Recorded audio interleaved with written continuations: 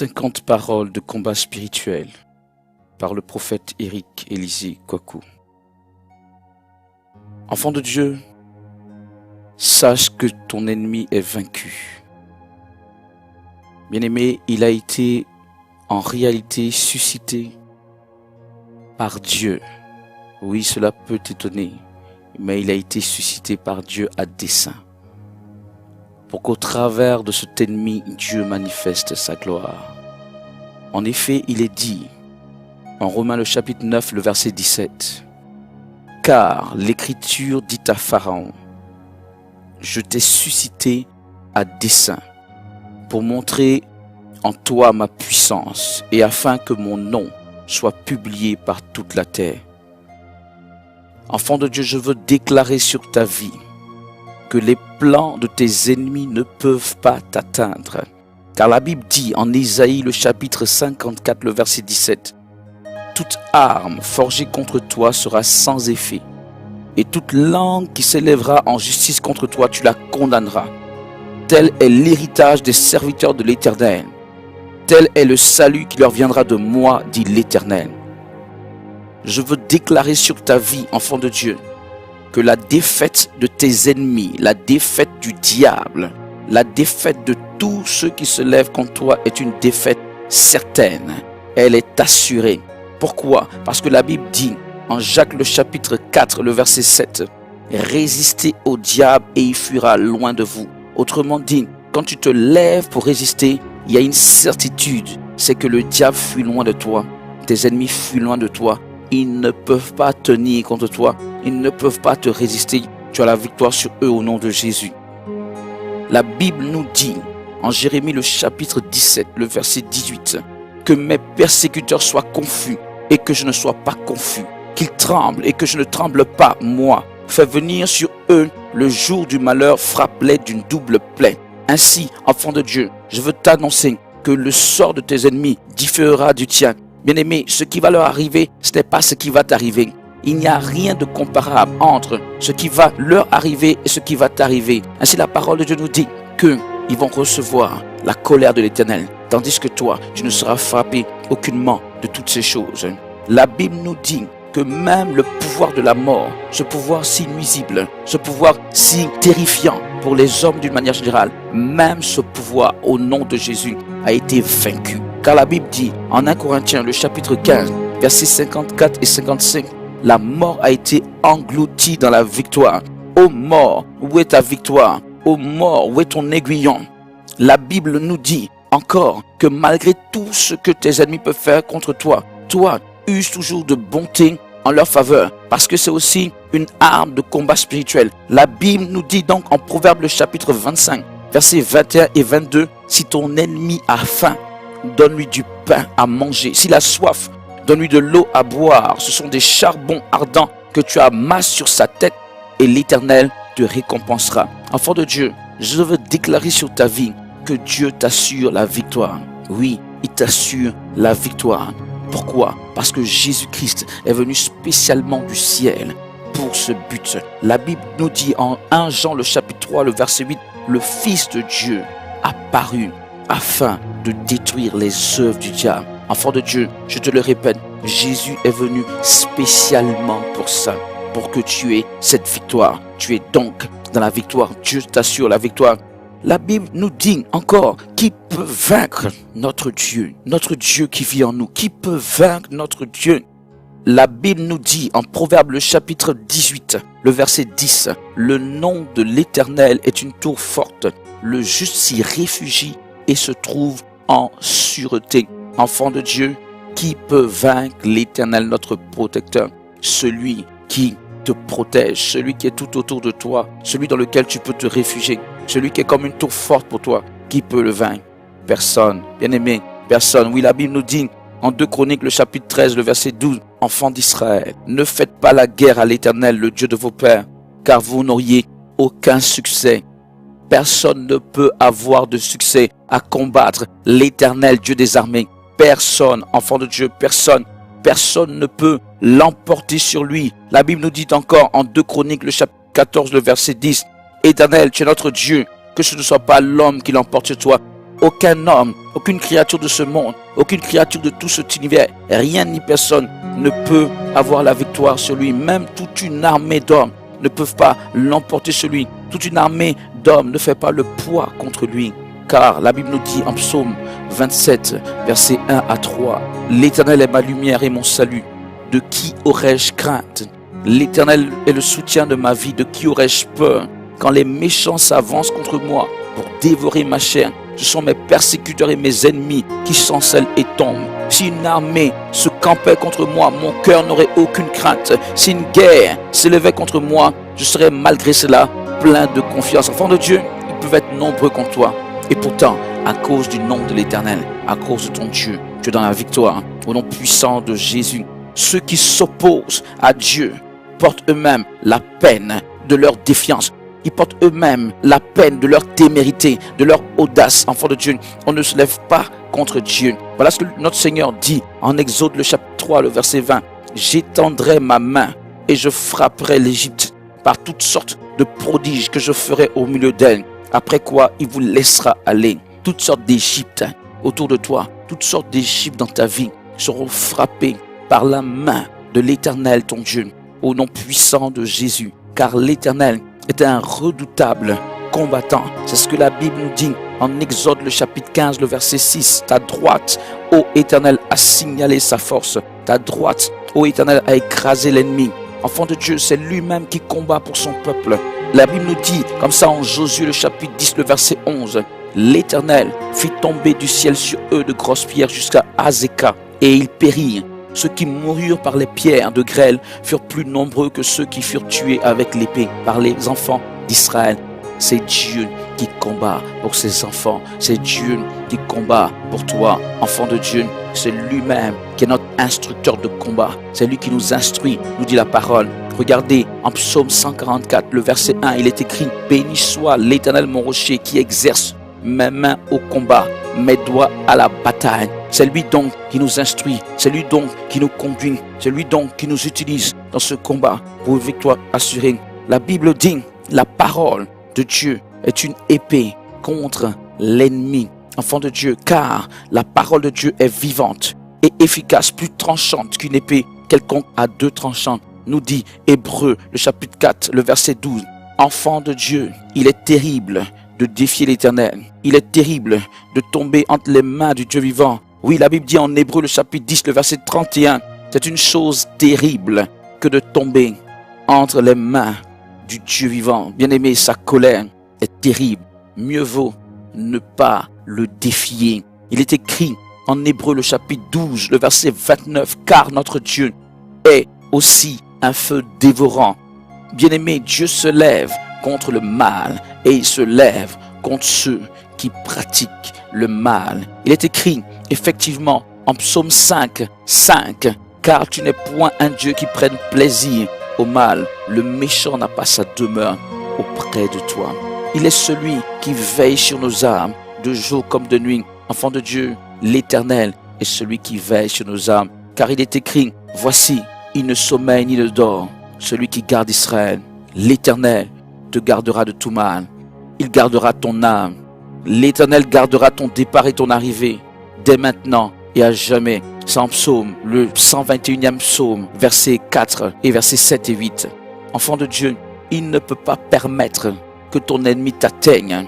Il est écrit effectivement en 2 Thessaloniciens, le chapitre 3, le verset 3, « Le Seigneur est fidèle, il vous affermira et vous préservera du malin. » Toi, enfant de Dieu, je veux te déclarer, dans l'autorité du nom de Jésus, tu es dans la victoire. Enfant de Dieu, dès le début, tu es déjà, en tant qu'enfant de Dieu, dans le combat spirituel. Le christianisme est une affaire de combat spirituel. Le Seigneur pouvait dire ainsi, en Matthieu le chapitre 10, le verset 34, « Ne croyez pas que je sois venu apporter la paix sur la terre. Je ne suis pas venu apporter la paix, mais l'épée. » Tu ne peux pas, enfant de Dieu, dissocier la vie chrétienne et combat spirituel. Car il est écrit en 1 Timothée, le chapitre 6, le verset 12, « Combat le bon combat de la foi. Saisis la vie éternelle. » Bien-aimé, la vie chrétienne est un combat. Marcher dans la foi, c'est un combat. Et cela s'appelle le bon combat de la foi. Et tu dois être donc un combattant spirituel, un combattant de la foi. Bien-aimé, attention, il est nécessaire de combattre. Tu ne peux pas ne pas combattre. Tu dois combattre. Il est écrit ainsi en Jérémie le chapitre 48, le verset 10. Maudit soit celui qui éloigne son épée du carnage. Bien-aimé, tu ne peux pas ne pas combattre. Sinon, tu seras sous une malédiction. Encore, le camp du diable et nous autres enfants de Dieu, nous ne pouvons pas être associés. Nous n'avons rien de commun. C'est ce que la Bible nous dit.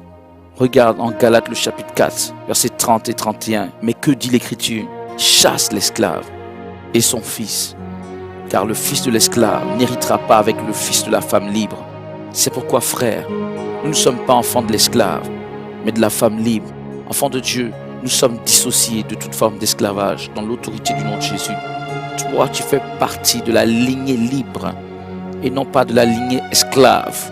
Dans l'autorité du nom de Jésus de Nazareth, tu as reçu de Dieu le pouvoir et l'autorité de vaincre et dominer l'opposition. Car il a dit en Jérémie le chapitre 1, le verset 10, « Regarde, je t'établis aujourd'hui sur les nations et sur le royaume, pour que tu arraches et que tu abattes, pour que tu ruines et que tu détruises, pour que tu bâtisses et que tu plantes. » Ce qui veut dire que le Seigneur te donne le pouvoir de renverser toutes ces forteresses sataniques et d'établir son royaume dans ta propre vie et dans la vie d'une multitude au nom puissant de Jésus. C'est pourquoi, enfant de Dieu, refuse toute forme d'asservissement, refuse toute forme d'esclavage spirituel dans le nom de Jésus. Pourquoi? Parce qu'il est écrit en Jean le chapitre 8, le verset 32, « Vous connaîtrez la vérité et la vérité vous affranchira. » Enfant de Dieu, si tu es un enfant de la vérité, tu ne peux pas être encore esclave du péché. Tu ne peux pas encore être esclave des démons. Tu ne peux pas être encore esclave des esprits impurs de la sorcellerie. Tu ne peux pas être encore esclave de tout ce qui est en rapport avec le diable et ce monde. Car tu es un enfant de lumière, tu es un enfant de vérité. Et si la vérité est en toi, tu es libre. La vérité nous affranchit. Encore, enfant de Dieu, pour en finir avec toutes les tentatives de l'ennemi, dit clairement à Satan, tel que Jésus lui-même l'a dit dans cette confrontation avec Satan au désert. Il lui a dit, « Retire-toi de moi, Satan. » C'est en Matthieu le chapitre 4, le verset 10. Et tu dois le dire aussi, « Retire-toi de moi, Satan. » Enfant de Dieu, tu lui dis, et cela va mettre un terme à toutes ces tentations, à toutes ces tentatives contre ta vie. Bien-aimé, le Seigneur va t'affermir pour ce combat. Le Seigneur va te rendre ferme. Le Seigneur va te rendre dur. Le Seigneur va te rendre fort. Car il est écrit en Ézéchiel le chapitre 3, le verset 8. « Voici, j'endurcirai ta face pour que tu l'opposes à leur face. J'endurcirai ton front pour que tu l'opposes à leur front. » Dieu t'appelle, enfant de Dieu, à être un vainqueur. Dieu t'appelle à vaincre. Dieu t'appelle à avoir la victoire et non pas la défaite. Et non pas être un tant soit peu vaincu. Qu'est-ce que la Bible nous dit? La Bible nous dit en Psaume 68, verset 29, « Ton Dieu ordonne que tu sois puissant, affermi, ô Dieu, ce que tu as fait pour nous. » Bien-aimé, ton Dieu ordonne. Ce n'est même pas qu'il te recommande. Il ordonne que tu sois puissant et tu dois être puissant. Deviens puissant dans l'autorité de Jésus-Christ. Attention à tous ceux qui s'attaquent à toi, car tu es un véritable enfant de Dieu. Qu'est-ce que la Bible nous dit à ce propos? La Bible nous dit en 2 Rois le chapitre 1, le verset 10, Élie répondit au chef de 50, « Si je suis un homme de Dieu, que le feu descende du ciel et te consume, toi et tes 50 hommes. » Et le feu descendit du ciel et le consuma, lui et ses 50 hommes. Enfant de Dieu, tu es un serviteur de Dieu, tu es une servante de Dieu, tu es un enfant de Dieu, tu es une fille du roi des rois, tu es une fille du Dieu très haut, tu es un fils du Dieu très haut. Si tu es un enfant de Dieu, que le feu descende du ciel et foudroie tous ceux qui se dressent contre toi dans l'autorité du nom de Jésus, les mauvais esprits, toutes sortes d'esprits impurs de la sorcellerie, qui soient foudroyés par la main puissante de l'Éternel Dieu des armées, ton Seigneur et ton Dieu, car Dieu veille sur son enfant que tu es, et même, enfant de Dieu, qu'il te venge au nom de Jésus. Qu'est-ce que la Bible nous dit en Ésaïe le chapitre 49, le verset 26, « Je ferai manger à tes oppresseurs leur propre chair, ils s'enivreront de leur sang comme du mou. Et toute chair saura que je suis l'Éternel, ton sauveur, ton rédempteur, le puissant de Jacob. Bien-aimé, ceux qui se lèvent contre toi ne se lèvent pas contre toi, mais en réalité, ils se lèvent contre Dieu lui-même. C'est pourquoi la Bible nous dit, en Genèse le chapitre 12, le verset 3, « Je bénirai ceux qui te béniront, et je maudirai ceux qui te maudiront. » Enfant de Dieu, l'Éternel l'a juré, celui qui persécute son peuple sera lui-même persécuté, au point même qu'il disparaîtra.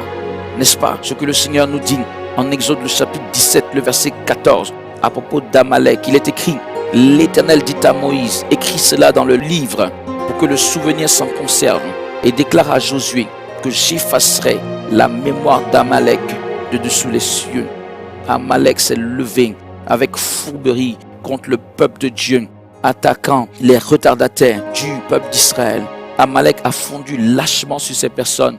L'Éternel n'a point accepté cela et il a dit que la mémoire d'Amalek sera effacée, elle disparaîtra de dessous les cieux au nom de Jésus. S'il est avec nous, qui peut nous vaincre, enfants de Dieu? Il est écrit en Jérémie le chapitre 1, le verset 19, ils te feront la guerre, mais ils ne te vaincront pas, car je suis avec toi pour te délivrer, dit l'Éternel. Tu es dans la victoire, enfant de Dieu. Je dis que tu es dans la victoire, dans le nom de Jésus. Il est écrit en effet, en 1 Jean le chapitre 4, le verset 4. Vous, petits enfants, vous êtes de Dieu et vous les avez vaincus, parce que celui qui est en vous est plus grand que celui qui est dans le monde. Celui qui est en toi, enfant de Dieu, est plus grand que tout ce qu'il y a autour, est plus grand que toute forme de force de ténèbres, toute forme d'attaque et de puissance mauvaise. Oui, je déclare sur ta vie, enfant de Dieu, que tu es dans la victoire et que même tu es à toujours dans la victoire. Car la Bible nous dit en 2 Corinthiens le chapitre 2, le verset 14, « Grâce soit rendue à Dieu qui nous fait toujours triompher en Christ. » Enfant de Dieu, oui, toujours tu triomphes, toujours tu es victorieux, toujours tu es au-dessus de la mêlée de tes ennemis, tu es au-dessus de la confusion dans laquelle tes ennemis avaient voulu te plonger.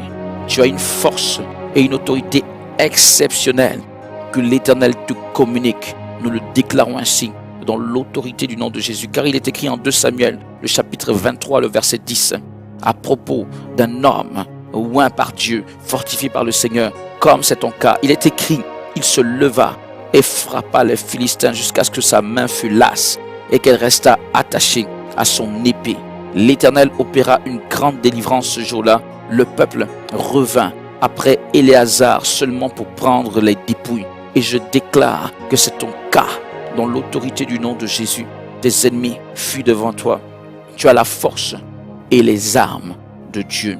Il est écrit en effet pour toi, enfant de Dieu, en Éphésiens, le chapitre 6, versets 10 à 13. Au reste, fortifiez-vous dans le Seigneur et par sa force toute puissante, revêtez-vous de toutes les armes de Dieu, afin de pouvoir tenir ferme contre les ruses du diable. Car nous n'avons pas à lutter contre la chair et le sang, mais contre les dominations, contre les autorités, contre les princes de ce monde de ténèbres, contre les esprits méchants dans les lieux célestes. C'est pourquoi, prenez toutes les armes de Dieu afin de pouvoir résister dans le mauvais jour et tenir ferme après avoir tout surmonté. Enfant de Dieu, frappe des mains dans ce combat. Frappe des mains pour ce combat.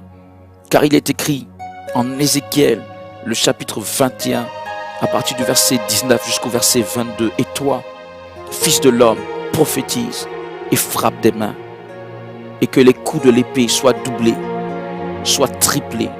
C'est l'épée du carnage, l'épée du grand carnage, l'épée qui doit les poursuivre, pour jeter l'effroi dans les cœurs, pour multiplier les victimes.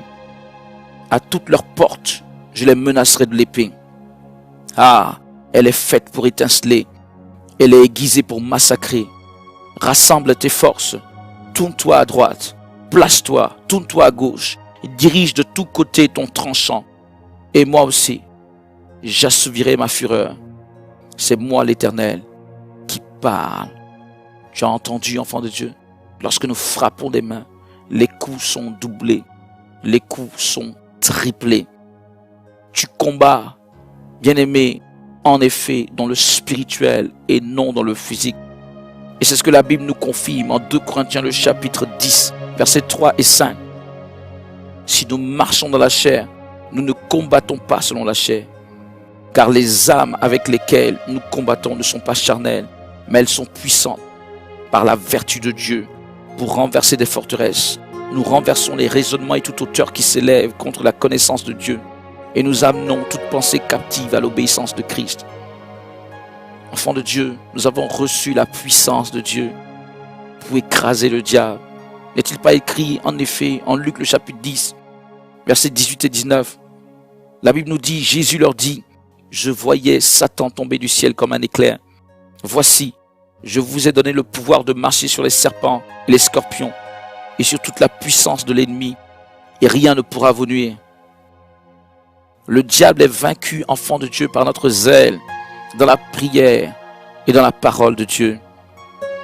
Car il est écrit en Apocalypse, le chapitre 12, versets 10 à 11, et j'ai entendu dans le ciel une voix forte qui disait, maintenant le salut est arrivé, et la puissance, et le règne de notre Dieu, et l'autorité de son Christ, car il a été précipité, l'accusateur de nos frères, celui qui les accusait devant notre Dieu jour et nuit. Ils l'ont vaincu à cause du sang de l'agneau et à cause de la parole de leur témoignage, et ils n'ont pas aimé leur vie jusqu'à craindre la mort. Enfant de Dieu, lis le péché par le sang de l'agneau pour ne pas y avoir part, car il est écrit en Éphésiens le chapitre 5, le verset 11, et ne prenez point part aux œuvres infructueuses des ténèbres, mais plutôt condamnez-les.